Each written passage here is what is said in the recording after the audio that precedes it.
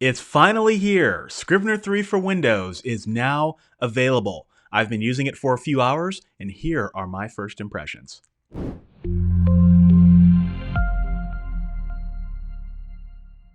What's up, guys? Michael Laurent here with Author Level Up, helping you become a better writer and feel good doing it. And boy, has this video been a long time coming. We were promised Scrivener 3 for Windows in like 2017, and then 2018, and then 2019, and then here we are finally, after many delays, looking at the final version of Scrivener 3 for Windows. Now, it has been in beta for a few years, and my hat goes off to all of those beta testers who helped iron out a lot of the kinks, because boy, do we finally have a version of Scrivener that matches the Mac version. I mean, it's what we've been asking for so long. Now, this is just a first impressions video. I do have some opinions here, but the full review is coming soon. I just wanted to do this video to talk about my first impressions. Up until now, Scrivener Mac users have enjoyed all the bells and whistles of the program, and the Windows version has been like a little brother that just never lived up to the Mac version.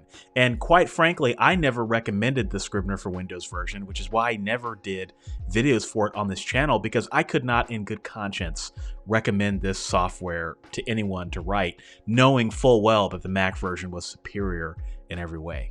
Let's talk for a moment about why the Windows version has been inferior to the Mac version. And I'm going to do the eye doctor trick, okay? Which one do you think looks better?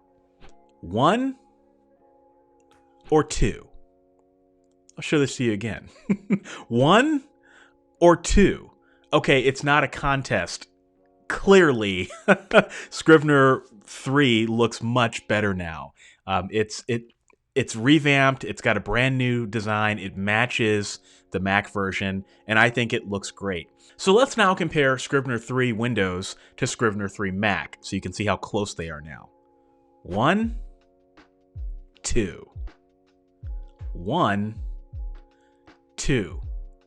Bravo to Literature and Latte for finally getting this right. Now, you guys know, if you've watched my other Scrivener videos, that I've been super critical of Scrivener 3's compile. I love Scrivener 2's compile for Mac. I thought it was wonderful. Scrivener 3, I couldn't stand it. And it made me switch to Vellum. And so it's kind of a bittersweet thing for me that Scrivener 3 for Windows now has that same compile engine that I don't like. But it is a nice thing that Windows users, if they choose to, can use this to create more powerful ebooks. But boy, you're going to have a learning curve to do it.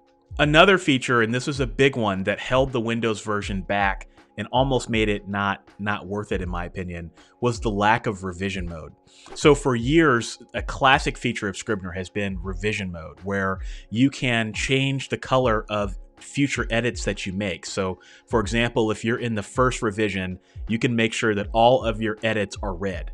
And then the second revision, all of your edits are green. So that way, when you look at your manuscript visually, you can tell when you made particular changes. And the Windows version has never had that. And that's been a feature that a lot of people on my channel have been asking for a long time. And now Scrivener 3 has that. And then, you know, just to add insult to injury, the Windows version was lacking features like Linguistic Focus, which is always a hit with people when they see it for the first time. And things like writing history that allow you to see how many words you wrote yesterday and the day before. The Windows version just never had any of those things. So what are my first impressions? Well, first off, the feature parity is finally there. Just about everything that exists on the Mac exists in some form or fashion on the Windows version. It's not 100%, but it's pretty close. I tested a number of the features and they work the same way they do on the Mac.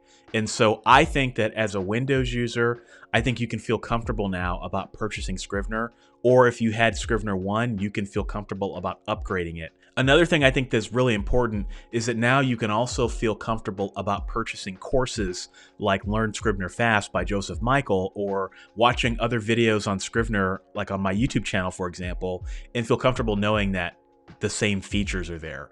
Now, one quirk I will say, and this is more just because I'm familiar with the Mac version, Windows users who've never used the Mac version probably won't care, but I did notice that there are some features that are not in the same spot. So something might be under the View menu under Mac, but it's under something different under Windows. So the reason I bring this up is because there are not a lot of Scrivener for Windows tutorials out there right now. And if you happen to be looking at a Mac course or videos that were made for the Mac version several years ago, you may notice that there are going to be some things that don't look the same on the Windows version. And that's because sometimes things are under different menus, or they may even have different names. So I just want to call that out just so people are aware of that. So feature parity, I got no problems with that. Now, there are some features that are not quite there yet. Like, for example, Linguistic Focus. On the Mac, it allows you to look at all the different parts of speech in your manuscript and fade them in and fade them out. It was a really cool feature that I just absolutely love and I use a lot. The Windows version only has parts of speech. Now, I hope that in the future they'll upgrade that to get more, but right now, Linguistic Focus, while it's there, it's not the same as the Mac version. And there were some odds and ends here and there. Like, for example, Scrivener has a full screen mode that is great if you want to block out all distractions and just focus on the words. On the Mac, it works great. On the Windows version, for Scrivener 3, it didn't quite work. I noticed that the background fading didn't work, and there was one point where it messed up my computer and I had to reboot. So just beware if you use the composition mode. Depending on your device, it may or may not work the way you want it to. And that was, one of the oddballs, odds and ends that I hope that will be fixed in the next version. Also, there's some things that are available that are not immediately obvious to Windows users, because one of the things that Literature and Latte did was they emulated the Mac version almost to a T. So there's some things that you may not know exist unless someone tells you. So, for example, if you want to find a feature and you can't remember what menu it's tucked under, on the Mac version, you can go to Help and you can type in what you're looking for and it will pop up and tell you exactly where it is located visually on the different menus so that you can find it easily. I don't know that that exists on any Windows applications that I've used, but it does exist in Scrivener 3 for Windows, which is really cool. But if you're a Scrivener 1 user and you're upgrading to Scrivener 3, how do you know about all this stuff? Because there are lots of bells and whistles now in the app that didn't exist before. Now, the one way you could do that is subscribe to this channel and watch all my Scrivener videos.